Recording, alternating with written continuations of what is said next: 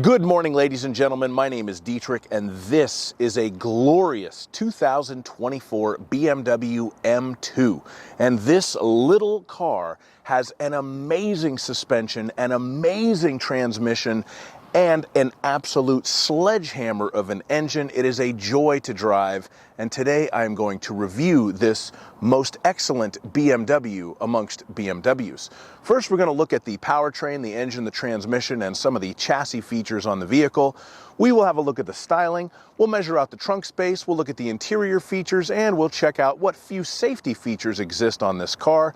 And as always, if some of that sounds interesting to you and some of it doesn't, please check the description below for timestamps. So we are going to start at the business end under the hood, and what you are looking at here is BMW's amazing S58 inline 6.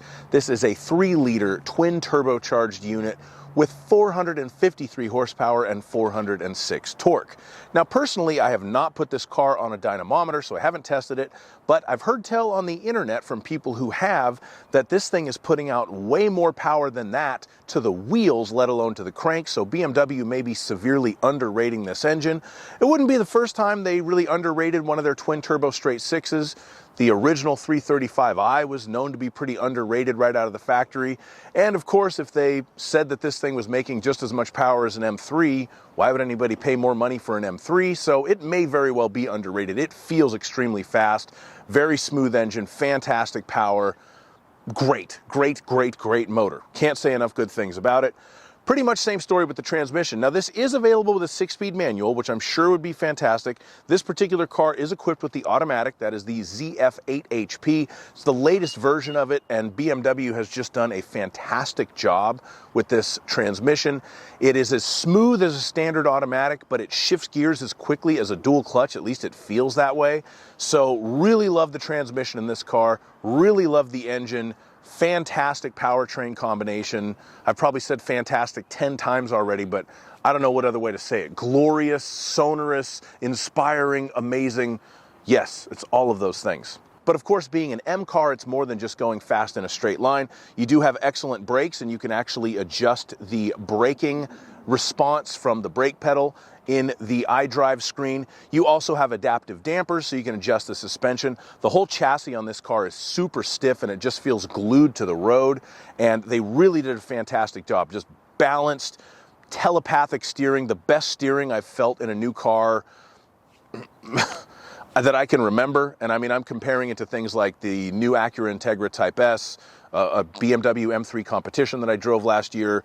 Fantastic car to drive. Can't say enough good things about it. The acceleration, the handling, the braking.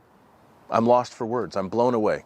This is the best part of the car, as it should be. Now we will move on to the styling, and in my opinion, this is not anywhere near the unmitigated success that the powertrain and the chassis are. This is a good-looking car. I certainly don't think it's ugly, but to me, the proportions are a little off. If you look at it directly from the side profile, the front nose kind of looks like it got smushed a little bit. I guess it is reminiscent of older BMWs from like the 80s and stuff, but somehow it just suited those cars better. And then on the rear end, the way that the back bumper kind of juts out, I guess it's meant to look aggressive, but to me it just kind of looks like it got put together with Legos. It's a little bit too angular. I don't love the rear end on the car. Some people hate on the rear taillights. I think those look okay. It's kind of funny because it almost looks like they took the taillights off an X3 and just sort of cut them in half, but they left the better half, so I can live with the taillights on the car. Again, overall, it is a pretty good looking car. I just don't think it's a gorgeous car. One thing I find interesting is that BMW has gone back to the old school door handles that you have to reach in from below and open. I guess they do give the car a little bit of a cleaner side profile because they don't really stick out. But to me, they just look old and antiquated because this is the kind of door handle you would have gotten on a 1990s Cadillac. And it's functionally worse than the other type of door handles because you can only go in from the bottom. And for some of us, that's not a preference. There are a couple of options on the exterior of this vehicle. We have the Shadowline package for $300. That gives you the M Shadowline headlights, which gives you the sort of darker surrounds on the inside of the headlight units themselves. and the only other thing that I can figure out that it gives you is the black exhaust tips on the back of the vehicle, but they do force you to order that $300 Shadowline package if you want the lighting package, which gives you automatic high beams and adaptive full LED lights for $600. So for a total of $900, you get the fancier looking black headlights that turn with the steering wheel at night, and they are full LED headlights, and you get the black exhaust tips on your new BMW M2. Now, just for fun and out of habit, we're going to measure out the trunk space. So I'm going to open up the trunk, get my beautiful laser tape measure, and do just that. The length of the trunk from the back of the trunk to the bottom of the back seat with the back seat up is a respectable 2 feet and 10 inches. The height of the trunk, 1 foot and 7 inches. The width of the trunk at its widest point from there to there is 4 foot and 1 inch. The width of the trunk at its narrower point in between the wheel wells is 3 feet and 1 inch.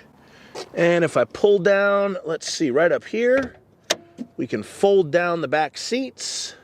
The length of the cargo area with the back seat folded down is about 5 feet.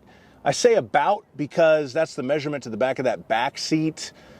So, you know, your mileage may vary depending on where the back seat's set. I don't even know how many people are going to use this. But you do have almost a flat load floor, pretty amazing. Honda couldn't quite pull this off in a CR-V, but BMW did it in an M2, so good for them. And if you need to lift something into the back of your BMW M2, you will need to lift it 2 feet and 4 inches off the ground. Normally I open up the bottom, but it doesn't open on this one. We got some instruction manuals here. We got a front license plate bracket, because of course anybody who has an M2 isn't allergic to having a front plate on their car. So there you go. That's the trunk in a BMW M2. Okay, normally I sit in the back seats. I'm not going to do that here, but I'll show you what you're working with. There's 0 leg room behind me. There's only seating for 2. This middle part folds down as a ski pass-through, which is kind of hilarious if you're ever going to take your M2 skiing. But you do have rear air vents, so that's the back seat in a BMW M2. Now we're going to move on to the interior features, and the first thing I'll point out is that this particular M2 is optioned with the black Vernasca leather with the M color highlights. It's a gorgeous interior. It's absolutely the one that I would choose if I was ordering one of these cars. I love the M color highlights. I think it really looks fantastic and suits the mood of the car. Of course, ambient lighting is standard as well. Overall, it's not a very impressive ambient lighting package by modern standards, but who cares? That's not what this car is about. The one part of it that I do truly love is you have the M color ambient lights built into the doors at night.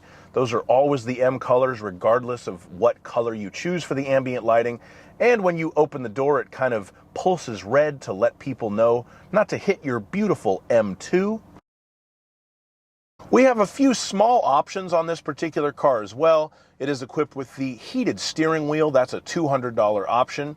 You have the parking assistant to aid you in parking your M2. That is also a $200 option, very reasonable.